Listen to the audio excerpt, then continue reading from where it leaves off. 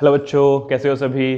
बढ़िया, ठीक ठाक। ओके, तो चैप्टर कंटिन्यू करेंगे हम अपना हेलो एल्केन्स, हेलो एरीन्स, और आज हम करेंगे chemical properties of only haloalkanes. Next lecture में हम पढ़ेंगे chemical properties of haloarenes. तो कौन कौन सी केमिकल रिएक्शंस हमारे पास होंगी वो देख लेते हैं पहले एक बार। तो टॉपिक हमारे पास होगा chemical properties of haloalkanes. Reaction कौन कौन से? नंबर 1 हम करेंगे न्यूक्लियोफिलिक सब्स्टिट्यूशन रिएक्शन।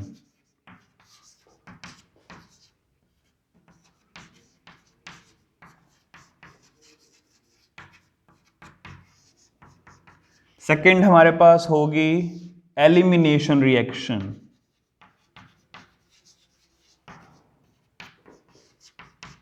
ठीक है, और थर्ड हमारे पास होगी कौन सी? Reaction with metals.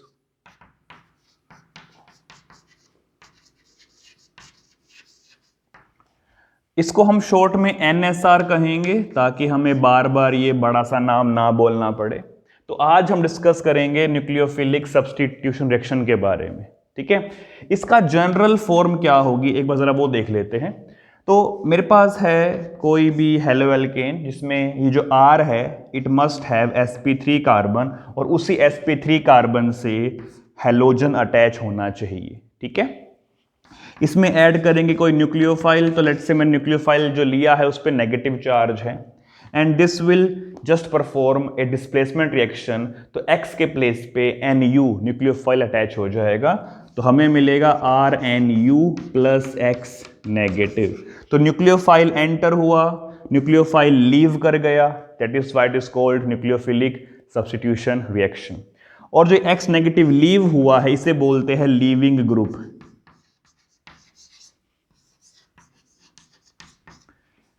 ठीक है, लीविंग ग्रुप नोट कर लेंगे इसको। फिर हम थोड़े से न्यूक्लियोफाइल चेक करेंगे कौन कौन से होते हैं, उनके सोर्स क्या क्या होंगे, लिख लेंगे प्लीज। ओके बच्चे, तो चेक करते हैं कौन कौन से न्यूक्लियोफाइल्स हमारे इस चैप्टर में यूज होंगे और उन न्यूक्लियोफाइल के सोर्स क्या क्या होंगे और किन कंडीशंस पे वो रिएक्शन परफॉर्म होंगी। ओके, तो न्यूक्लियोफाइल, उसका सोर्स, एंड साथ ही हम लिख देंगे उसकी कंडीशंस भी। सबसे पहले हमारे पास होगा OH नेगेटिव न्यूक्लियोफाइल। इसका सोर्स होगा सोडियम हाइड्रोक्साइड एक्वस या फिर पोटेशियम हाइड्रोक्साइड एक्वस। ठीक, सेकंड हम ले सकते हैं H नेगेटिव एज न्यूक्लियोफाइल। इसका सोर्स होगा lithium aluminium hydride, sodium borohydride and sodium hydride, और कंडीशंस जो हमारे पास होंगी दैट विल बी ईथर। तो ईथर यहां पे सोलवेंट का काम करेगा। Okay, third we have R negative as nucleophile. इसका सोर्स RMgX, ईथर की प्रेजेंस में, where this thing is called Grignard reagent, and Grignard reagent is very useful reagent to make many different compounds. Okay, fourth we have is OR negative. इसके लिए source कौन सा होगा? NaOR। Solvent हमारे पास होगा alcohol, ROH will be solvent. ठीक है, ओके। फिफ्थ चेक करते हैं हम। फिफ्थ हमारे पास होगा SR नेगेटिव। इसके लिए सोर्स क्या होगा? NaSR। सोलवेंट क्या होगा? RSH। इसे बोलते हैं थायोल। जैसे ये अल्कोहल है उसे थायोल कहते हैं। ठीक है, सिक्स्थ हमारे पास होगा यहाँ पे SH नेगेटिव। इसके लिए सोर्स हमारे पास कौन सा होगा? NaSH। किस कंडीशन में? H2S सोलवेंट, हाइड्रोजन सल्फाइड की प्रेजेंस में ये रिएक्शन या ये न्यूक्लियोफाइल बनेगा और रिएक्शन में पार्ट लेगा। Okay, seventh we have Cn negative. Linkage होगा C साइड से। इसका सोर्स होगा KCN, एल्कोहलिक कंडीशन में। ठीक है, एट्थ फिर से Cn नेगेटिव, बट अब लिंकेज N साइड से होगा। इसके लिए सोर्स होगा AgCN, कंडीशन वही एल्कोहलिक। तो ध्यान दे, दो न्यूक्लियोफाइल दोनों सेम है, बट फर्क क्या है? लिंकेज का। तो ऐसे न्यूक्लियोफाइल्स को हम कहते हैं एम्बीडेंट न्यूक्लियोफाइल।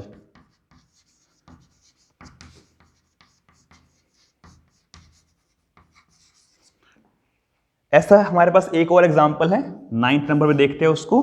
तो मेरे पास प्रेजेंट है ONO, लिंकेज होगा O साइड से, सोर्स होगा KNO2, एल्कोहलिक कंडीशन में।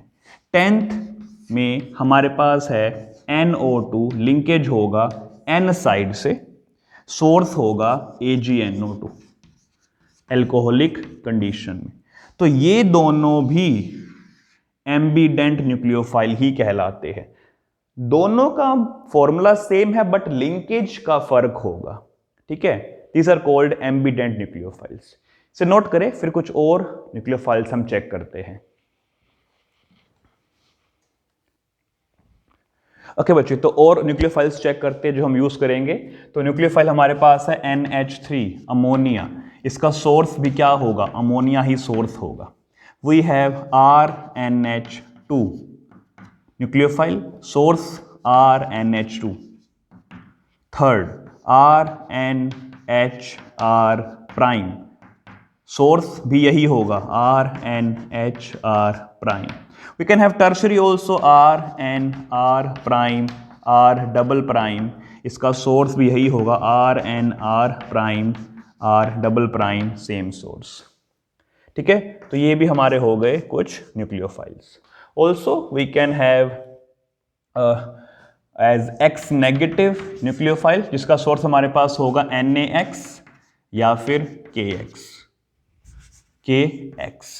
ठीक है, कंडीशंस बेसिकली हमारे पास यह मैटर करेंगी। तो अगर हमारे पास ये चीज प्रेजेंट है तो एसीटोन हमारे पास होगा एज ए सोलवेंट। जैसे एग्जाम्पल देखिए, I नेगेटिव अगर न्यूक्लियोफाइल का काम करता है तो सोर्स होगा NaI और सोलवेंट कौन सा होगा? एसीटोन। बट अगर मैं यहाँ पे F negative as a nucleophile use करता हूँ तो मुझे AgF लेना है एज ए सोर्स, और सोलवेंट जो मैं लूंगा वो वाटर होगा। So this is Finkelstein reaction and second one is Swarts reaction. ठीक है, okay, we have one more type of nucleophile, that is RCOO negative. ये न्यूक्लियोफाइल का काम करेगा। सोर्स क्या है इसका? RCOOAg। So this will be the source here. और हमारे पास सोलवेंट क्या होगा? Water will be the solvent for us. Clear? These are some examples of nucleophile जो आप यूज करेंगे, देखेंगे इन दिस चैप्टर। ठीक है, नोट कर लेंगे।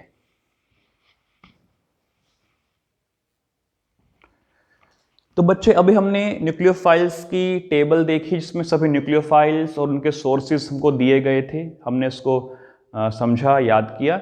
अब हम उनका यूज करना सीखते हैं। ठीक है, तो एक मैं एग्जांपल लेता हूं। एग्जांपल मेरे पास मान लीजिए प्रेजेंट है ये वाला, दैट इज ब्रोमोप्रोपेन। तो ब्रोमोप्रोपेन में मैं सभी न्यूक्लियोफाइल्स को टेस्ट करता हूं कि क्या क्या प्रोडक्ट्स बनेंगे और कौन कौन से बाय प्रोडक्ट्स बनेंगे। सबसे पहले हम लेते हैं, मान लीजिए NaOH।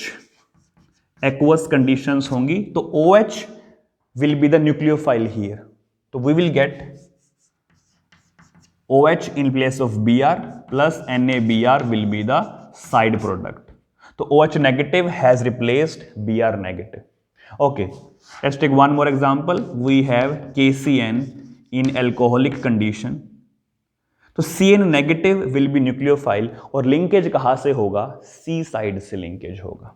And I will get this structure plus KBr will be the by product. Clear? Okay, याद ध्यान दीजिए, मैं यूज करता हूं AgCN एल्कोहलिक कंडीशन में। अब CN नेगेटिव ही न्यूक्लियोफाइल है, बट लिंकेज कहां से होगा? N साइड से। तो this will be the answer plus AgBr will be the by product. समझे बात ये वाली? Okay, let's take one more example.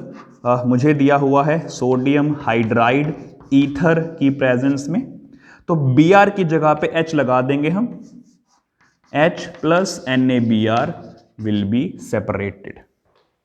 Clear? Okay. Take one more case. मुझे दिया हुआ है CH3MgBr, ईथर हमारे पास सोलवेंट होगा, तो क्या करेंगे, तो CH3 है ना, ये CH3 हम Br के प्लेस पे लगा देंगे, तो मुझे मिलेगा ऐसा structure, plus MgBr2 will be separated out. Clear or not? Okay, take one more example. Let's say I have been given NaSH in the presence of H2S. तो क्या होगा, SH will replace Br, तो हमें मिलेगा ऐसा कुछ structure, plus NaBr will be separated or as the byproduct. Take one more example. Let's say we have been given KNO2 alcoholic conditions. तो NO2 will be the nucleophile, but linkage कहाँ से होगा, O side से, तो मुझे मिलेगा कुछ ऐसा structure ONO plus KBr will be separated. अब इसी में मैं एक और एग्जांपल लेता हूं. मुझे दिया है, मान लीजिए यहां पे AgNO2 एल्कोहलिक कंडीशन में, तो NO2 लगेगा बट लिंकेज कहां से होगा, N साइड से, तो मुझे मिलेगा ये product, plus AgBr will be separated. So these are the uses of some nucleophiles in this nucleophilic substitution reaction. I think सभी को ये बात समझ में आई होगी. तो इस तरह से आप न्यूक्लियोफाइल्स का यूज करते हैं by looking at that table जो हमने पहले क्रिएट की थी. समझ के बाद सभी वाली नोट कर लेंगे इसको.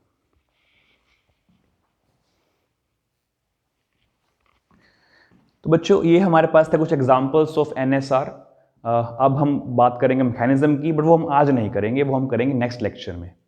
Mechanism of NSR is very very important. Exams में आता है, बोर्ड में आता है, कॉम्पिटिटिव एग्जाम्स में भी पूछा जाता है. तो next lecture, next video will be dedicated only and only to the mechanism of NSR. ठीक है, बहुत ही ज़्यादा इंपॉर्टेंट है, ध्यान देंगे. तो वेट करेंगे उस वीडियो का. आज के लिए इतना ही. ठीक है, तो मिलते हैं फिर बाद में. Stay healthy, be safe and by two all.